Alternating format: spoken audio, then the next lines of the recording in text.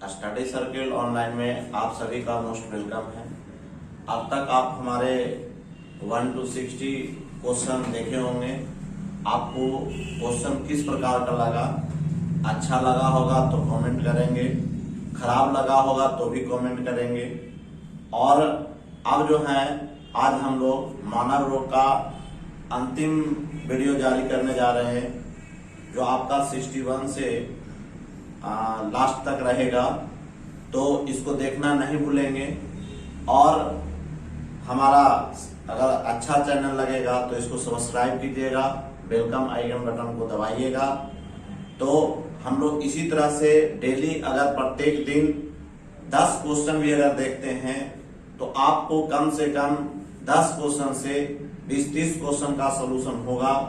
और इस प्रकार जो है हमारी तैयारी जो है निरंतर प्रत्येक दिन चलते रहेगी और हम लोग आगे की ओर मंजिल भी तय कर सकेंगे। क्योंकि अभी जो है सारी परीक्षाओं का घोषणा हो चुकी है। अभी आपका बैंकिंग की भी परीक्षा होने वाली है। बैंकिंग की परीक्षा पीटी होने वाली है और इसका मेंस जनवरी या फरवरी में होगा। उसी प्रकार से अन्य परीक्षाएं भी घोषित हो चुकी है। तो हम लोग इसको एक निरंतरता से बनाकर चलेंगे तो हम लोग जरूर सक्सेस करेंगे। अब हम लोग शुरुआत करते हैं। आज का 61 नंबर क्वेश्चन कहता है, सामान्यतः मनुष्य के स्वास्थ्य एवं अनुकूल जलवायु के लिए आपेक्षिक आर्द्रता कितनी होनी चाहिए? तो आपेक्षिक आर्द्रता हमारा 60 से 65% होना अति अनिवार्य है।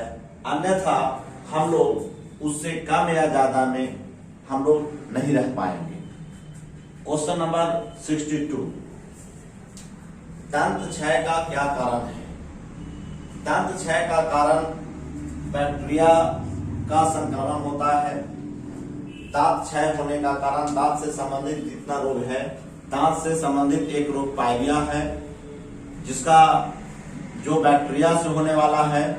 और यह जो है आपका एंटामिबा जिंजिबिलिस नामक रोग होता है इससे, और बैक्टीरिया से होता है। इसमें हमारा जो है दांत जो है पीले रंग का हो जाता है। दांत से संबंधित रोग कौन सा है?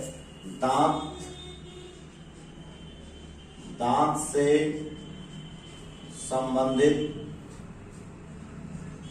संबंधित रोग पाइलिया है, जो प्रोटोजोआ से होता है। जो आपका प्रोटोजोआ से होता है, इसके प्रोटोजोआ का नाम एंटामिबा जिंजिबिलिस है। अब हम लोग विषाणु से तो पोलियो हो गया, एड्स हो गया, हेपेटाइटिस हो गया, ये सब विषाणु से होने वाले रोग हैं। इसका चर्चा पहले भी हम लोग कर चुके हैं।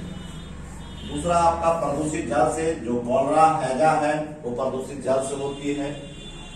वंशानुगत रोग में आपका जानते हैं हम लोग हीमोफीलिया। इसमें आप जानते हैं कि रक्त का थक्का नहीं जमता है। दूसरा आपका है वर्णांगता, जिसको हम लोग कलर ब्लाइंडनेस कहते हैं। इसी को हम लोग डाल्टनिज्म रोग कहते हैं।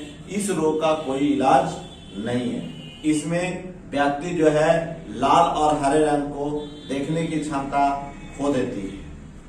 नेक्स्ट क्वेश्चन नंबर 63, कौन सा कथन गलत है? सर रोनाल्ड रॉस ने मलेरिया का खोज किया था, सही है। हम लोग जानते हैं मलेरिया जो है प्रोटोजोआ से होता है। इसके मच्छर का नाम है मादा एनोफ्लिज मच्छर। मादा एनोफ्लिज मच्छर में प्लाज्मोडियम नामक प्रोटोजोआ पाया जाता है। नेक्स्ट दूसरा है 15वीं शताब्दी में, मतलब 1498 में पुर्तगाली वास्को डी गामा जो है भारत आया था। तो ये भी सही है आपका। तीसरा जो है एडवर्ड जेनर चेचक के टीके का खोज किया था, ये भी सही है आपका। चौथा हेनरी कैवेंडिश ने ऑक्सीजन की खोज की थी, यही गलत है। हाइड्रोजन की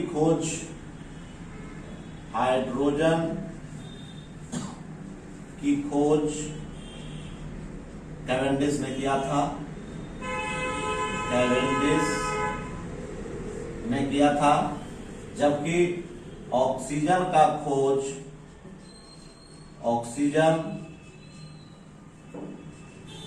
खोज शीले और प्रिस्टले ने किया था। शीले और प्रिस्टले ने किया था। नेक्स्ट क्वेश्चन नंबर 64, किस रोग का संबंध गंभीर रूप से सोच एवं याददाश्त के खोने का है? अल्प रक्तता का मतलब होता है इसमें लौह तत्व की कमी हो जाती है, जिससे आपका अल्प रक्तता नामक रोग होता है। दूसरा है अल्जाइमर, यही आपका आंसर होगा सर। अल्जाइमर जो है मस्तिष्क से संबंधित रोग है। और सार्स का भी हम लोग जान चुके हैं, सार्स का फुल फॉर्म बता चुके हैं, फिर बता देते हैं। सार्स का फुल होता है सीवियर एक्यूट रिस्पायरेटरी सिंड्रोम। तो ये आपका विषाणु से होने वाले रोग हैं और ये सबसे पहले चाइना में हुआ था। अब हम लोग देखें मेनिंजाइटिस, ये भी मस्तिष्क से संबंधित रोग है, चर्चा करेंगे। 65 नंबर क्वेश्चन, ऑन्कोलॉजी में कैंसर का अध्ययन होता है। ऑन्कोलॉजी में कैंसर का अध्ययन होता है और हम लोग कैंसर के बारे में जान चुके हैं। कोशिकाओं के अनियमित वृद्धि को हम लोग कैंसर कहते हैं। क्वेश्चन नंबर आपका 25 है, ऑर्निथोलॉजी में पक्षियों का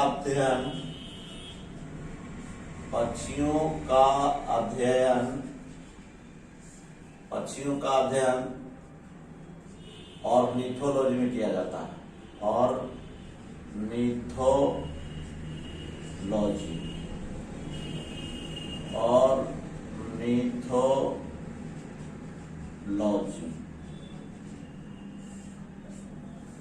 पक्षियों का अध्ययन ऑर्निथोलॉजी में किया जाता है।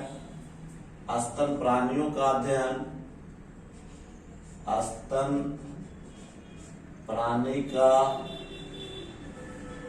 अध्ययन मैमोलॉजी और मृदा का अध्ययन पेडोलॉजी में किया जाता है। पेडोलॉजी। इस प्रकार से हमारा ऑन्कोलॉजी में किसका अध्ययन हो जाएगा? कैंसर का। नेक्स्ट क्वेश्चन है पारा, जो कमरे के तापमान पर द्रव अवस्था में पाई जाती है। इसका संकेत Hg होता है। इसका लैटिन नाम हाइड्राजिलम होता है। पारा युक्त औद्योगिक कचरे के द्वारा प्रदूषित मछलियों के खाने से होने वाला रोग, यह रोग है आपका मिनीमाता रोग। यह जो है साधारणतः जापान में होता है, जापान से संबंधित रोग है। अब हम लोग देखते हैं त्वचा से संबंधित रोग है। त्वचा से संबंधित रोग है हर्पीस, जो बच्चों में होता है। इन्फ्लुएंजा, जो वायरस से होता है। टाइफस, जो फेफड़ा से संबंधित रोग है। तो इस प्रकार से हमारा हो गया आंसर इसका डी। पेचिस रोग के लिए उत्तरदायी प्रोटोजोआ। तो पेचिस रोग जो है, जिसको हम लोग अमीबिये पेचिस कहते हैं, यह प्रोटोजोआ से होने वाला रोग है। इसके प्रोटोजोआ का नाम है एंट अमीबा हिस्टोलिटिका। इसमें बार बार मल त्याग करने की इच्छा होती है और यहाँ तक कि होता है कि रोगी मल त्यागते त्यागते मर भी जाते हैं। तो ये आपका एंट अमीबा हिस्टोलिटिका। एंट अमीबा जिंजेबेलिस से आपका पायरिया रोग होता है। पायरिया रोग जो दांत में होता है, ये इसमें दांत जो है पीले रंग का हो जाती है। ट्रिपेनोसोमा ये आपका सीसी मक्खी से होता है। सीसी मक्खी ये सोने की बीमारी होती है, सोने की बीमारी। और ये आपका क्वेश्चन नंबर ऑप्शन नंबर 4 कोढ़ी लिप्रोसी, जो आपका कुष्ठ रोग कहते हैं, इसकी खोज जो है हेंसन साहब ने किया था। और यह बैक्टीरिया से संबंधित जीवाणु जनित रोग है। तो इसका आंसर हो जाएगा एन अमीबा हिस्टोलिटिका, जो आपका प्रोटोजोआ से होने वाला रोग है।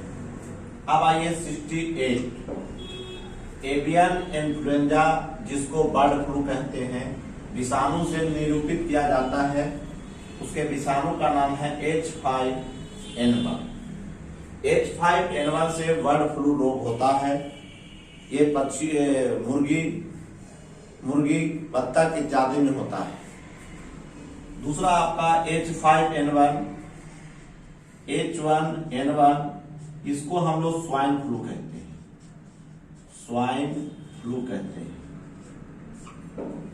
NH3 को हम लोग अमोनिया कहते हैं, अमोनिया, जिसका उपयोग प्रशीतक के रूप में करते हैं। और NH2CONH2 का हम लोग कार्बामाइड कहते हैं, कार्बामाइड कहते हैं, या यूरिया कहते हैं। यूरिया में 46% नाइट्रोजन होता है, नाइट्रोजन होता है। और सबसे पहला यौगिक बनने वाला पदार्थ हमारा यूरिया है, जो आपका बर्जीलियस गासिस बोहलर ने किया था, जो जैव शक्ति के सिद्धांत का अंत कर करके यूरिया नामक पदार्थ का निर्माण किया था। उनका थक्का किस विटामिन की कमी के कारण होता है? तो ये विटामिन के कारण होता है। सबसे पहले हम लोग देखें कि विटामिन के का रासायनिक नाम होता है फिलोक्विनोन, फिलोक्विनोन।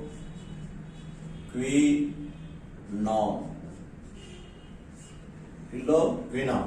विटामिन सी का रासायनिक नाम होता है ascorbic acid, ascorbic acid, acid. Vitamin D का रासायनिक नाम होता है आपका कैल्सीफेरॉल। विटामिन B12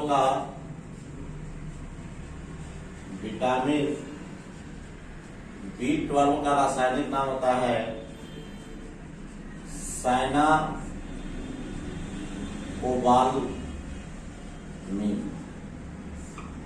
तो इस प्रकार से हमारा टोटल का विटामिन सी से स्कैर्वी नामक रोग होता है, विटामिन डी से आपका शिखंडी रोग होता है, और विटामिन B12 में लौह तत्व की अधिकता पाई जाती है। अब हम लोग क्वेश्चन नंबर 70 देखें। आपका क्वेश्चन नंबर 70 में है, 70 नंबर क्वेश्चन है ट्रेडमिल टेस्ट। एक प्रकार का टेस्ट है, जैसे हम लोग सुने हैं बिडॉल टेस्ट, जिसमें टाइफाइड का होता है, उसी प्रकार से हमारा ट्रेडमिल टेस्ट हो। कौन सी चिकित्सा से संबंध है? तो ये आपका हृदय से है, हार्ट से है। और हृदय का अध्ययन कार्डियोलॉजी में किया जाता है। तो दूसरा ऑप्शन है इटाई रोग।